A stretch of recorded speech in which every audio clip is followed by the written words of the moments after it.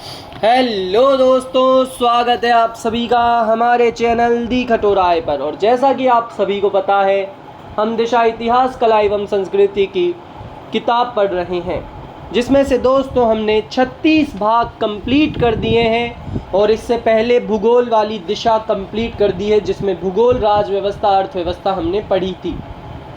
और दोस्तों ये इतिहास, कला एवं संस्कृति वाली किताब भी जल्द ही समाप्त होने वाली है। मतलब हम इसे पूरा पढ़ चुके हैं। इसके 2-3 चैप्टर और बचे हैं, 2-3 नहीं, शायद ज़्यादा बचे हैं, लेकिन कम छोटे छोटे बचे हैं। तो दोस्तों जल्दी से ये ख़त्म हो जाएगी ये वाली बुक। तो आप दूसरी बुक सजेस्ट कीजिए कि अब आपको कौन सी बुक पढ़नी है। बहुत सारे बच्चे Indian history, Indian polity, India की जीके के लिए बोल रहे हैं, और बहुत सारे बच्चे बोल रहे हैं साइकोलॉजी के लिए। तो जो ज़्यादा होंगे, जिनके वोट ज़्यादा होंगे, हम वही किताब पढ़ेंगे। और इसे स्टार्ट करने से पहले मैं आप सभी को एक जानकारी दे देता हूं दोस्तों। अगर आप में से कोई भी बच्चा राजस्थान कॉम्पिटिटिव एग्ज़ाम की तैयारी कर रहा है और उसे राजस्थान जीके के प्रश्न चाहिए, तो दोस्तों हमारे पास प्रीवियस ईयर में रिपीट हुए 3 से 4 बार रिपीट हुए प्रश्न हैं, जो कि आपको केवल और केवल 29 रुपीज़ के अंदर मिल जाएंगे। और उसके बाहर से आपको राजस्थान जीके का एक भी प्रश्न देखने को नहीं मिलेगा। चाहे उसमें आप राजस्थान का भूगोल देख लो, अर्थव्यवस्था, राज व्यवस्था, इतिहास, कला, कुछ भी देख लीजिए दोस्तों, उसी के अंदर से पेपर बनेगा। और हमने पटवार के लिए भी वही पीडीएफ दी थी बच्चों को, और जिसने खरीदी थी उन सभी के मैसेजेस आए कि एक भी प्रश्न इस पीडीएफ के बाहर नहीं गया राजस्थान जीके का। उसके अलावा तो दोस्तों इंडिया जीके हमने दी नहीं थी, ना ही मैथ और जो भी सब्जेक्ट उसमें आए थे। तो आप भी जल्दी हमें मैसेज करें। डिस्क्रिप्शन के अंदर व्हाट्सअप चैट का लिंक है, वहां हमें मैसेज करें राजस्थान PYQ PDF, और फिर एक QR कोड मिलेगा, उस पर आपको 29 रुपीज़ पे करके एक स्क्रीनशॉट भेजना है और आपको PDF मिल जाएगी। अब स्टार्ट करते हैं हमारा 37वां भाग, राजस्थानी भाषा एवं बोलियाँ। राजस्थान की भाषा के लिए राजस्थानी शब्द का प्रयोग सर्वप्रथम किसने किया था? उत्तर है तीसरा, जॉर्ज अब्राहम ग्रियर्सन। राजस्थान की भाषा के लिए राजस्थानी शब्द का प्रयोग सबसे पहले जॉर्ज अब्राहम ग्रियर्सन ने किया था। जॉर्ज अब्राहम ग्रियर्सन ने राजस्थानी बोलियों का प्रथम वर्णनात्मक दिग्दर्शन सर्वप्रथम उल्लेख 1907 से 1908 ईस्वी में अपने ग्रंथ भारतीय भाषा विषयक कोश में किया। किसमें किया? भारतीय भाषा विषयक कोश में किया। और किसने किया? जॉर्ज अब्राहम ग्रियर्सन ने किया 1907 से 1908 ईस्वी में। इन्होंने अपने ग्रंथ लिंग्विस्टिक सर्वे ऑफ इंडिया, कौन सा ग्रंथ था इनका? जॉर्ज अब्राहम ग्रियर्सन का ग्रंथ लिंग्विस्टिक सर्वे ऑफ इंडिया, 11 खंड है जिसमें और 20 भाग हैं। उसके 9वें खंड के दूसरे भाग में सर्वप्रथम राजस्थानी का स्वतंत्र भाषा के रूप में वैज्ञानिक विश्लेषण प्रस्तुत 1912 में किया। ग्रियर्सन ने modern vernacular literature of northern India नामक ग्रंथ भी लिखा है। लिंग्विस्टिक सर्वे ऑफ इंडिया के लेखक कौन हैं? इसका उत्तर है दोस्तों पहला, यानी जॉर्ज अब्राहम ग्रियर्सन। राजस्थान में बोली जाने वाली बोलियों के समूह को दिया गया नाम राजस्थानी है। ग्रियर्सन ने पहली बार राजस्थानी शब्द का प्रयोग राजस्थान में बोली जाने वाली भाषाओं के संदर्भ में कौन से सन में प्रकाशित भारतीय भाषा सर्वेक्षण में किया था? इसका उत्तर है दोस्तों तीसरा, यानी 1908। अगला प्रश्न है, राजस्थानी का स्वतंत्र भाषा के रूप में वैज्ञानिक विश्लेषण प्रस्तुत करने वाले प्रथम विद्वान कौन थे? वापस से एक बार, जॉर्ज अब्राहम ग्रियर्सन इसका उत्तर है। डॉक्टर ग्रियर्सन ने अपनी पुस्तक लिंग्विस्टिक सर्वे ऑफ इंडिया में राजस्थानी बोलियों को कितने मुख्य समूहों में विभाजित किया है? इसका उत्तर है दोस्तों 5। व्याख्या, सर जॉर्ज अब्राहम ग्रियर्सन ने लिंग्विस्टिक सर्वे ऑफ इंडिया की 9वीं जिल्द के दूसरे खंड में राजस्थानी बोलियों की 5 उपशाखाएं बताई हैं, जिसमें से पहली है पश्चिमी राजस्थानी, जो कि मारवाड़ी हैं। पूर्वी मारवाड़ी, मारवाड़ी, मेवाड़ी, ढाड़की आदि। उत्तरी मारवाड़ी में आती है बीकानेरी, बागड़ी, शेखावटी। पश्चिम मारवाड़ी में आती है थली और थटकी, और दक्षिण मारवाड़ी में आती है गोड़वाड़ी, सिरोही, मारवाड़ी, गुजराती और देवड़ावाटी। दूसरा, उत्तरी पूर्वी राजस्थानी, मेवाती, कठेर मेवाती, भयाना मेवाती आदि और अहीरवाटी। तीसरा है मध्य पूर्वी राजस्थानी, जिसमें ढूंढाड़ी और हाड़ौती आती है। चौथा है दक्षिण पूर्वी राजस्थान, जिसमें मालवी, रांगड़ी, सोंदवाड़ी आदि आती हैं। पांचवा है दक्षिणी राजस्थान, जिसमें निमाड़ी आती हैं। डॉक्टर टेसी तोरी के अनुसार राजस्थानी भाषा किस सदी के लगभग अस्तित्व में आ चुकी थी? उत्तर है पहला 12वीं सदी। 12वीं सदी के आसपास राजस्थानी भाषा अस्तित्व में आ चुकी थी, डॉक्टर टेसी तोरी के अनुसार। राजस्थानी भाषा की उत्पत्ति शेरसेनी प्राकृत के गुज्जरी अपभ्रंश में हुई। कहाँ हुई? शेरसेनी प्राकृत के गुज्जरी अपभ्रंश से हुई। इसके समर्थक मोतीलाल मेनारिया, डॉक्टर कन्हैयालाल माणिक्यलाल मुंशी हैं। कौन कौन है? दो जने हैं इसके समर्थक, मोतीलाल मेनारिया और doctor Kanhaiyalal Manikyalal Munshi. George Abraham Grierson ने इसकी उत्पत्ति नागर अपभ्रंश से मानी। प्रामाणिक तथ्यों के आधार पर यह माना जाता है कि राजस्थानी भाषा 12वीं शताब्दी में अस्तित्व में आ चुकी थी। किस भाषा से राजस्थान का उद्भव हुआ है? इसका उत्तर है पहला, यानी शोरसेनी अपभ्रंश से राजस्थान का उद्भव हुआ है। आगे चलते हैं दोस्तों। निम्न में से कौन विद्वान है जो राजस्थानी भाषा बोलियों से संबंधित कार्य के लिए नहीं जाने जाते? जो नहीं जाने जाते उनका उत्तर बताना है। वो है पहला नोम चॉम्स्की, नोम चॉम्स्की। इसके अलावा तीनों राजस्थानी भाषा बोलियों से संबंधित कार्य के लिए जाने जाते हैं, जो कि हैं George Abraham Grierson, doctor Hiralal Maheshwari और डॉक्टर मोतीलाल मेनारिया। राजस्थानी भाषा का विकास किस अपभ्रंश भाषा से नहीं हुआ है? इसका उत्तर है पहला, मागधी अपभ्रंश से नहीं हुआ है राजस्थानी भाषा का विकास। इसके अलावा जो तीनों ऑप्शन है उनसे हुआ है, जो कि हैं शेरसेनी अपभ्रंश, नागर अपभ्रंश और मारू गुज्जर अपभ्रंश। राजस्थानी भाषा का स्वर्ण युग किस काल को कहा जाता है? इसका उत्तर है दोस्तों दूसरा, 1650 से 1850 ईस्वी को राजस्थानी भाषा का स्वर्ण युग कहा जाता है। 16वीं सदी के बाद राजस्थानी का विकास एक स्वतंत्र भाषा के रूप में होने लगा तथा 17वीं सदी के अंत तक आते आते राजस्थानी पूर्णतः एक स्वतंत्र भाषा का रूप ले चुकी थी। राजस्थान की मानक बोली है। उत्तर है पहला, मारवाड़ी। मारवाड़ी राजस्थान की मानक बोली है। बोलने वालों व क्षेत्रफल की दृष्टि से मारवाड़ी भाषा का प्रथम स्थान है। 17वीं शताब्दी में अबुल फजल द्वारा रचित आईने अकबरी में भारत की प्रमुख भाषाओं में मारवाड़ी भाषा का भी उल्लेख किया गया है। गोड़वाड़ी उपबोली किस राजस्थानी भाषा से संबंधित है? इसका उत्तर है पहला, मारवाड़ी।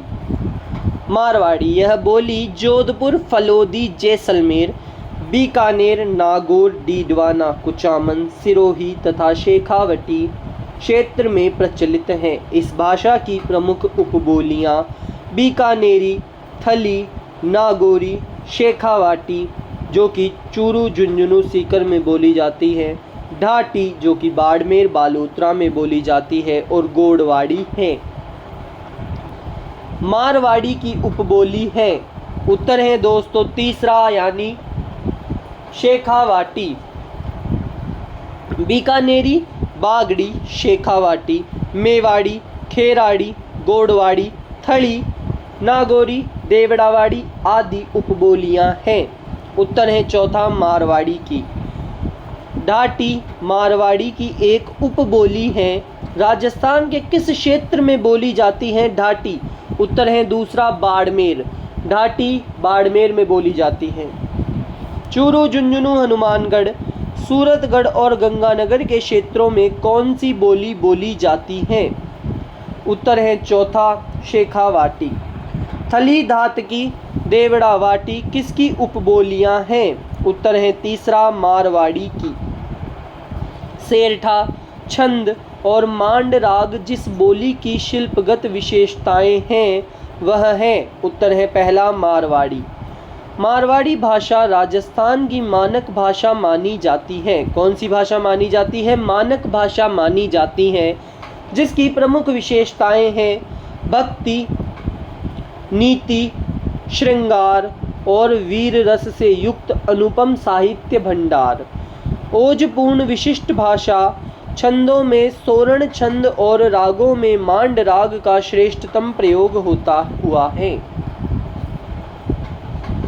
पृथ्वीराज राठौड़ द्वारा रचित पुस्तक वेली कृष्ण रुक्मणी री किस भाषा में लिखी गई है? यहाँ से दोस्तों आप एक और प्रश्न याद कर सकते हैं कि पृथ्वीराज राठौड़ ने जो पुस्तक लिखी है उसका नाम है वेली कृष्ण रुक्मणी री।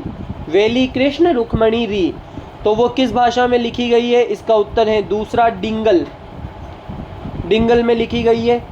वेली डिंगल साहित्य के छंद, वेलियों, गीत में लिखा हुआ 305 पद्यों का खंड काव्य है। इसमें श्री कृष्ण रुक्मणी विवाह की कथा सविस्तार वर्णित की गई है। दूरसा आढ़ा ने इसे पांचवा वेद कहा है। राजस्थानी भाषा एवं संस्कृति में डिंगल क्या है? उत्तर है पहला, डिंगल एक काव्य की शैली है। डिंगल क्या है? डिंगल एक काव्य की शैली है। डिंगल मारवाड़ी बोली की ही एक साहित्यिक शैली है। डिंगल वस्तुतः अपभ्रंश शैली का ही उन्नत रूप है। यह राजस्थानी या मरुभाषा की एक विशिष्ट साहित्यिक भंगिमा शैली है। पिंगल का वास्तविक अर्थ छंद शास्त्र है। पिंगल का वास्तविक अर्थ छंद शास्त्र है। पिंगल एक मिश्रित भाषा है जो डिंगल से अलग है। मारवाड़ी बोली के साहित्यिक रूप को क्या कहा जाता है? उत्तर है दूसरा डिंगल। मारवाड़ी बोली के साहित्यिक रूप को डिंगल कहा जाता है। कवि सूर्यमल मिश्रण ने अपनी पुस्तक वीर सतसई किस भाषा में लिखी है?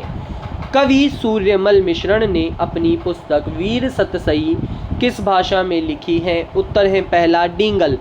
कवि सूर्यमल ने कौन सी पुस्तक लिखी है? वो है वीर सतसई। और किस भाषा में लिखी है? डिंगल में लिखी है।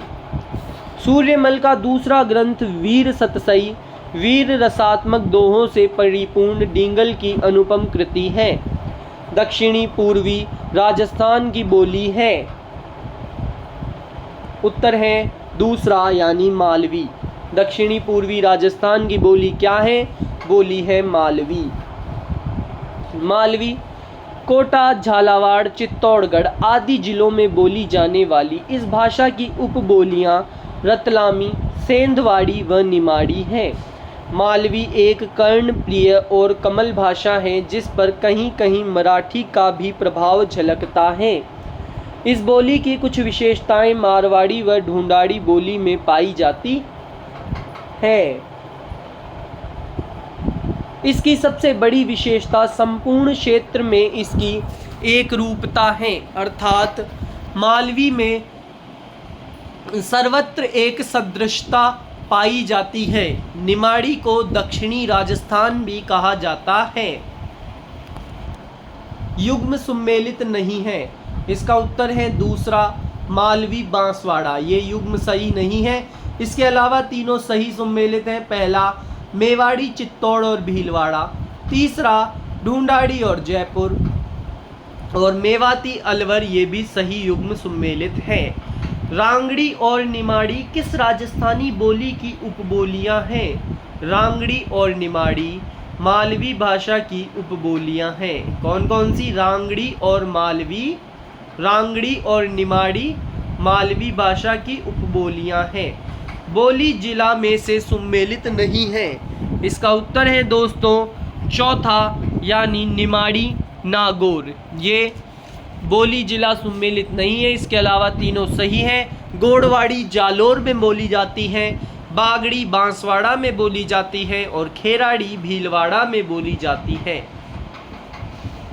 राजस्थान की किस बोली पर मराठी भाषा का प्रभाव है? उत्तर है दूसरा मालवी पर मराठी भाषा का प्रभाव है।